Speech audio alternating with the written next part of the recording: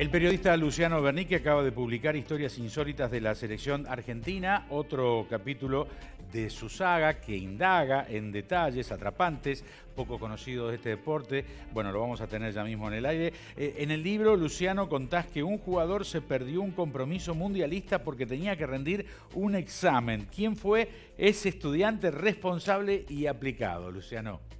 Hola Alberto, buenas noches. ¿Cómo estás? Muy aplicado, se llamaba Manuel Ferreira, ya había jugado los Juegos Olímpicos de Ámsterdam 1928 y durante el Mundial de Uruguay de 1930. Sí. Él era futbolista en una época en la que los jugadores eran amateurs y también era estudiante, estudiaba para ser escribano y bueno, el Mundial se jugó en julio, época de exámenes.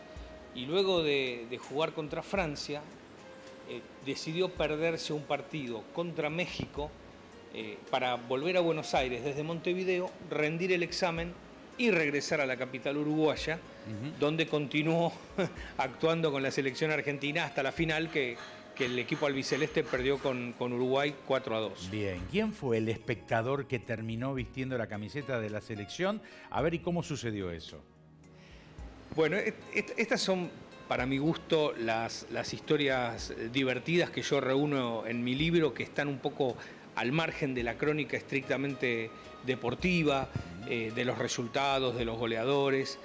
Me parece que son estas las historias que enriquecen el trabajo, la historia de la selección argentina. Esto ocurrió durante la primera Copa América, que se jugó en Buenos Aires en 1916. E insisto con que, bueno, era una época en la que los futbolistas eran amateurs, entonces tenían otras obligaciones, casi todos trabajaban en actividades que no tenían que ver con el fútbol, porque tenían que mantener su familia bueno, conseguir su propio sustento. Sí. Y sucedió que, bueno, Argentina tenía que enfrentar a Brasil en la cancha de Sportivo Barracas, y a la hora del partido aparecieron 10 futbolistas. En ese entonces el técnico o la dirigencia citaba solamente 11 jugadores porque no estaban permitidos los cambios. Y en este caso, bueno, aparecieron 10, uno de ellos se quedó postergado en su trabajo, no estaba. Entonces no quedó más remedio a los dirigentes de salir a la cancha y empezar a mirar por las tribunas. Y ahí encontraron que estaba sentado entre los espectadores José Laguna, que era un futbolista del Club Huracán. Nunca había actuado en la selección, pero bueno, estaba ahí como espectador.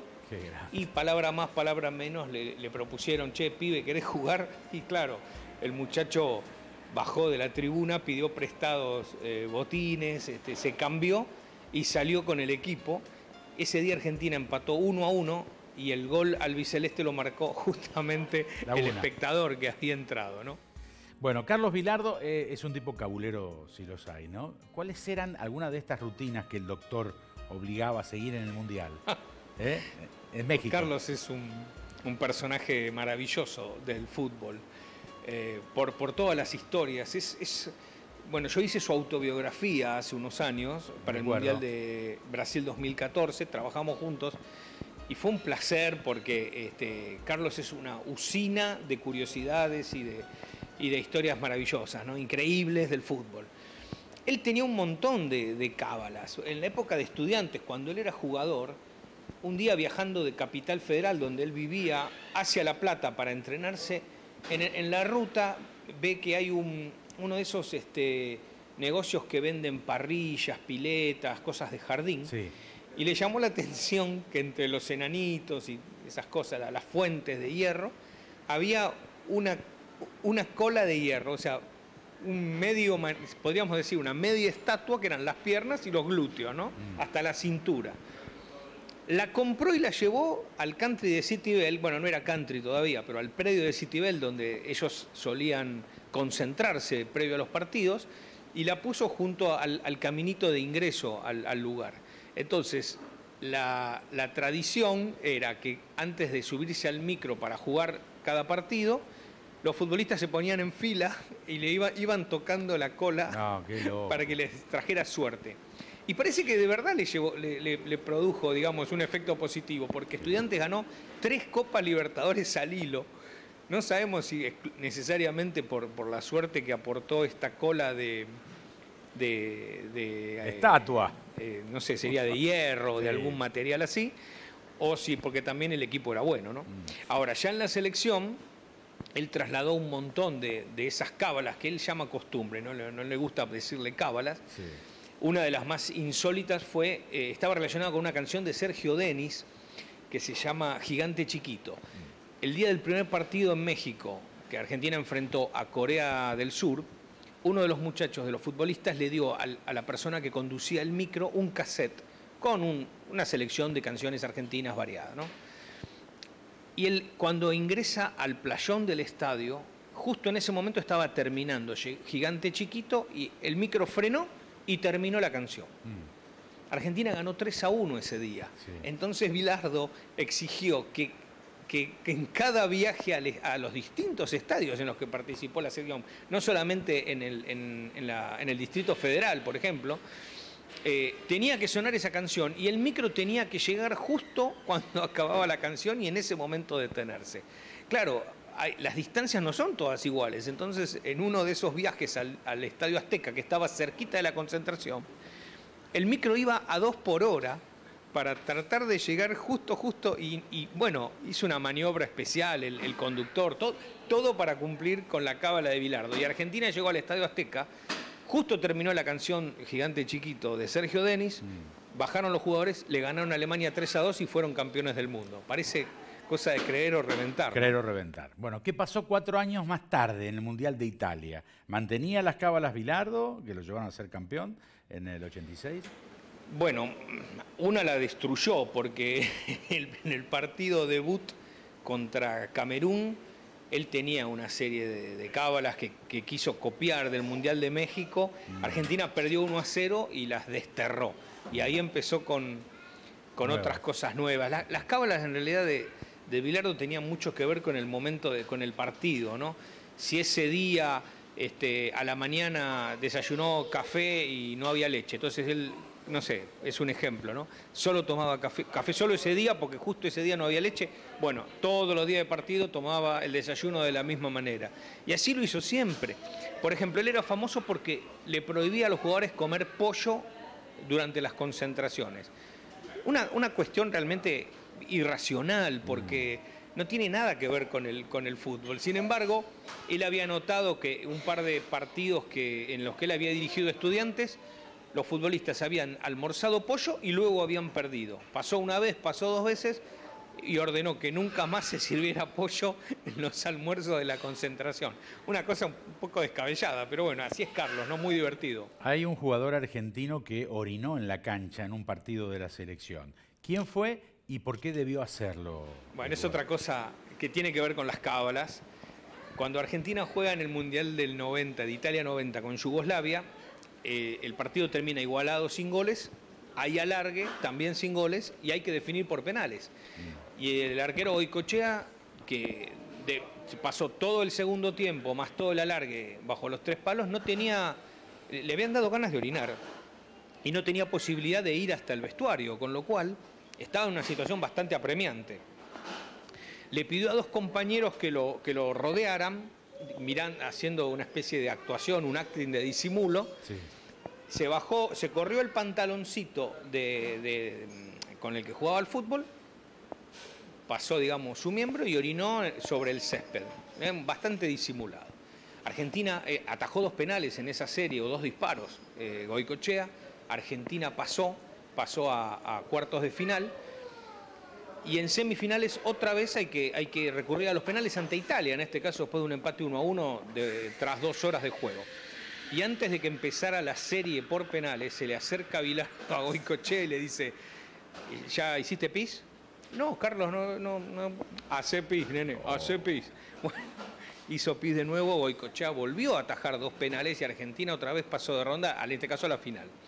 Años después, para una Copa América, si no me equivoco, en Ecuador sí, en 1993, Goicoechea seguía siendo el arquero de la selección y Argentina en ese torneo tiene que ir otra vez a penales. 2 veces pasó esto en ese torneo también. Y el técnico ya no era Bilardo, era el Coco Basile. Entonces, antes de empezar la primera de esas series de penales contra Colombia, Basile se le acerca, se le arrima a Goicoechea y le dijo, nene, ya hiciste lo que tenías que hacer, ¿no? Y Goicoechea no se acordaba. No, Alfio, no dale, pibe, hace pis. Y lo hizo hacer pis. Y otra vez Goicoechea atajó el penal decisivo y Argentina ganó. 2 veces además, después pasó lo mismo con Brasil. Bueno, hablemos un poquitito de César Luis Menotti, a ver si hay, me imagino, anécdotas insólitas, ¿no? Que lo tienen al Flaco como uno de los protagonistas. ¿Las pudiste recabar, recolectar? Yo creo que la principal anécdota del Flaco Menotti tiene que ver con una decisión que es histórica para el fútbol argentino, que fue haber dejado a Maradona fuera del Mundial 78. Menotti no estaba convencido, su cuerpo técnico sí estaba convencido, pero de que Diego tenía que estar entre los jugadores. Y esperó hasta el final. En ese momento se había armado un grupo de 25 futbolistas y poquitos días antes del inicio del Mundial, Menotti tenía que decidir cuál de esos 25, que 3 tenían que quedar fuera. Y la decisión fue bastante difícil. De hecho, Roberto Marcos Saporiti, quien era su ayudante de campo, le dijo, César, ¿estás seguro de lo que vas a hacer? Mirá que el pibe la está rompiendo. Claro, en los entrenamientos Maradona metía de a 2, 3, 4 goles por partido. Entonces era realmente una decisión muy arriesgada. Y bueno, de todos modos Menotti optó por dejar afuera a Diego Maradona, entre esos 3 que tenía que desafectar. Y yo creo que de alguna manera la fortuna lo ayudó a Menotti, porque Argentina salió campeón del mundo. Me parece que estaríamos hablando de otra historia si no hubiera salido campeón. No podemos dejar afuera al matador, a Mario Alberto Kempes, ¿eh?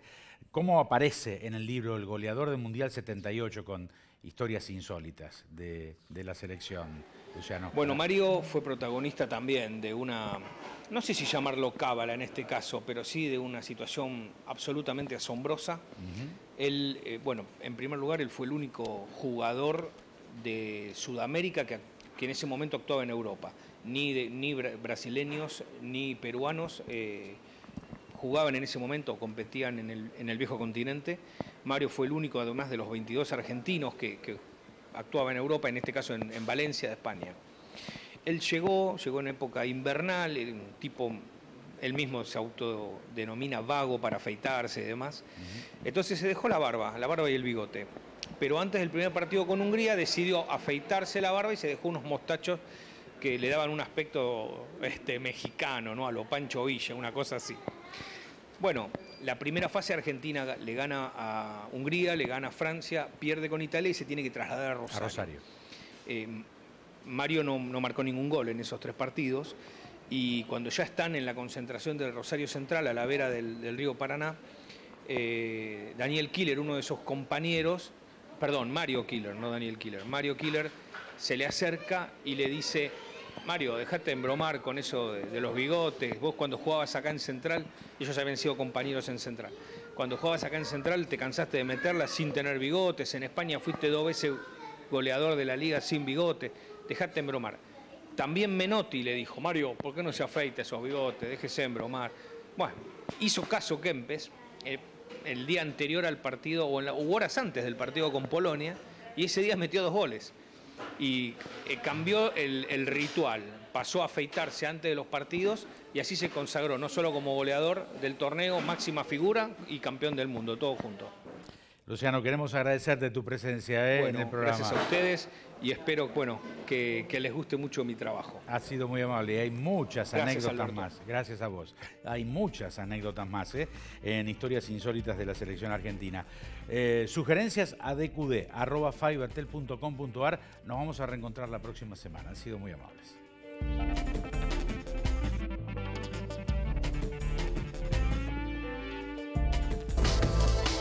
Auspiciaron este programa Grupo Asegurador La Segunda.